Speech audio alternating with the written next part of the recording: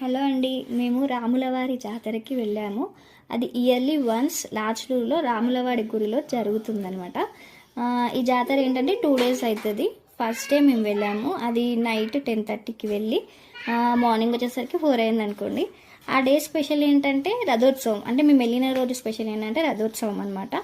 రథాన్ని ఏంటంటే ముందుకి కొంచెం ఒక 5 times అలా ఒక 20 to 30 steps అలా ముందుకు తీసుకెళ్ళి మళ్ళీ వెనక్కి తీసుకొస్తారనమాట అక్కడే.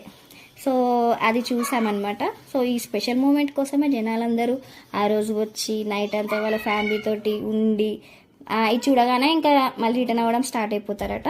సో అదనమాట జాతర స్పెషల్. రామ రామ రామేతి శ్రీరామ రామ రామేతి రమే రామే మనోరమే రమే రామ